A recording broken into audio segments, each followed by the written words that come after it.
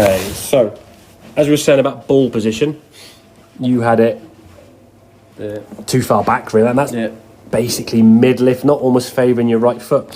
Whereas with most iron shots, we want it just left to centre, yeah? Now what would happen is, there's your 5-iron with the stance. If you go to a 7-iron, your foot might go there, looks a little bit further back. 9-iron maybe there, chip shot there. So it now seems like it's moved back in your stance, but in reality, it's still the same distance from your front foot, okay? Right, okay. And what that will also do is get your sternum behind the goal, because that shoulder tilt was saying to bend there. You have that anyway, but if you get a little bit too far ahead of it and your sternum now, not sternum, but there you go, is ahead of the golf ball, your shoulders aren't quite tilted enough. So when you come into impact, as you're in the golf ball now, there's impact, and that's a 7-iron, that's launching off very low, and your centre of your chest now is sort of somewhere here, ahead of the golf ball, yeah? And in some ways, your hand's always got to try to manipulate that golf club to try and square it up, or you hit that push, or you turn the club face at address slightly closed, and those sort of 2 or 3 wrongs might make a right. As we said, ball too far back, ahead of the ball impact, that's going to send it right with 2 elements.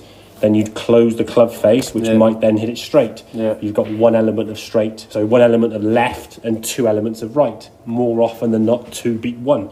Hence why your bad shots are push. Yeah. Then you might go, I'll tell you what, I'll aim for the left. Yeah. Now you've got 2 left and 2 right. You might be more balanced, but as we said, do you want to aim 20 yards left on some holes? No. Not really. No. 16 the button, do you want to aim left with a 7-iron on the? No, not really. It's no good to anyone, all right? So getting that sensation that we're behind the ball to start with, and impact, there's a little bump there with your lower half there, which is fine. But as you come into impact here now, there's, frame before, get it down. There's your impact now. You can see the centre of your chest behind the ball, and there's kind of the middle of your hands there, just sort of bookending the golf ball. Could your hands be slightly further forward? Yeah, possibly. But I'd rather see you in that position with your body behind the ball, getting your launch angles up with the 5-irons and the set, and any iron to be fair for that matter. Okay, you still weight on the left side. I mean, your front leg now, you're into that wall, aren't you? So it's not as if you haven't moved. It's not as if you're hanging back and swaying, is it? But it feels like you're kind of over here somewhere with your top half, doesn't it? By staying back there. But you can see that straight line we talked about with the wall, left foot, knee, hip and shoulder pretty much on that wall. But your head staying nicely back because of that shoulder tilt that we had it set up.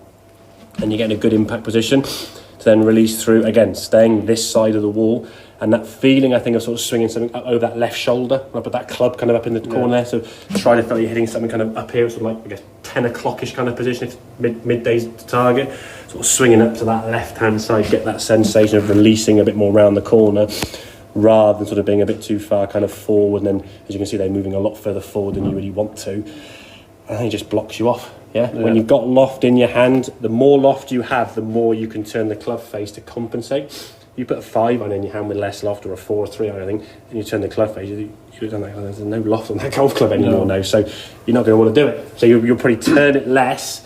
The 2 elements of sending it right just keep coming into play, and the ball just leaks out to the right there and you hit that push, okay? So ball further forward slightly, club face slightly open, again, we'll say open, but slightly less closed, less closed. It feels open to you, I guess, and then that feeling of just staying that top half behind the golf ball, okay, mate? It's funny, those little movements that you saying about your legs being closed, you think they're quite wide, don't you? And you put a bit, and you think with the iPad, and you're like, what? Your brain's thinking they're like this far apart, and then you look at the camera and you go, what, they're only that? Because again, feel and real are often 2 different things. Okay, when you make adjustments that sort of seem like this, it often feels massive. Yeah, so makes a big difference. Okay, mate, makes sense.